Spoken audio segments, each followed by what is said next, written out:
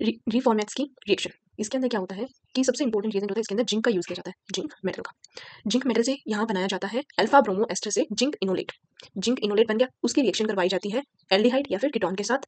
फिर ये कंबाइन होकर एक कार्बन पे हाइड्रोक्सी ग्रुप लग जाता है और सेकंड कार्बन पे एक एस्टर फॉर्म हो जाता है। सो ये हमारा प्रोडक्ट फॉर्म हो जाता है। सो इसका मैकेनिज्म देखते हैं। मैकेनिज्म में क्या होता है, सबसे पहले alpha bromo ester as a reagent लिया जाता है, उसके अंदर जिंक डाला जाता है। अब जिंक क्या है, एक रिडक्टेंट है जो 2 इलेक्ट्रॉन का रिडक्टेंट करेगा। 2 इलेक्ट्रॉन रिडक्टेंट, 2 इलेक्ट्रॉन का रिडक्ट करेगा। सो ये ऑक्सीजन के साथ रेशियो जाएगा, अपने इलेक्ट्रॉन ऑक्सीजन को देगा और ये अपने जो डबल बॉन्ड है इधर शिफ्ट हो जाएगा और ब्रोमीन को बाहर निकल देगा। सो यहाँ से डबल बॉन्ड इधर बन गया और जिंक ऑक्सीजन से अटैच हो जाएगा। बट जिंक ने एक ही बॉन्ड बनाया ऑक्सीजन के साथ, सो इसके ऊपर एक पॉजिटिव चार्ज आया। अब क्या करेगा, ब्रोमीन जो निकला है उसके पास नेगेटिव चार्ज है और वो जिंक पर अटैक कर देगा और O Z N B R बना देगा। सो ये हमारा बन गया है जिंक इनोलेट।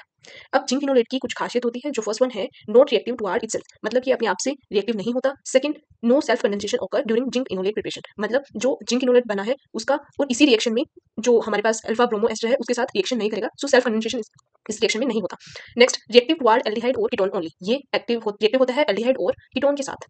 अब नेक्स्ट क्या है, जो जिंक इनोलेट फॉर्म हुआ है, जिंक इनोलेट, अब ये या तो एल्डिहाइड या कीटोन के साथ रिएक्ट करेगा। अब कैसे करेगा, जैसे हमारे पास एल्डिहाइड या कीटोन हमने डाल दिया, एल्डिहाइड डाल दिया। अब क्या होगा, अब ये एक साइक्लाइजेशन बनाएगा, मतलब ये जो ऑक्सीजन और कार्बन के बीच में डबल बॉन्ड है, ये जिंक को अपने इलेक्ट्रॉन डोनेट करेगा। ये ऑक्सीजन और जिंक का बॉन्ड वीक हो गया और इधर ये अपने इलेक्ट्रॉन ट्रांसफर करेगा। अब ये वाला डबल बॉन्ड है, ये इस वाले में अपने इलेक्ट्रॉन, तो यहाँ पर एक 6 मेंबर साइक्लाइजेशन हो गई, बॉन्ड ब्रेकिंग और बॉन्ड फॉर्मेशन। सो यहाँ पर ये जिंक और ये वाला ऑक्सीजन बॉन्ड फॉर्म कर लेगा, तो ये यहाँ पर O Z N B R formation कर लेगा और इधर एस्टर ही फॉर्म कर देगा। उसके बाद जब हम इसका वर्कअप करवाते हैं H2O के साथ, ये हमारे पास बन जाता है जेड एन बी आर को बाहर निकाल देता है और यहाँ पर हाइड्रोजन का अटैचमेंट हो जाता है। सो ये हमारा बन गया फाइनली प्रोडक्ट।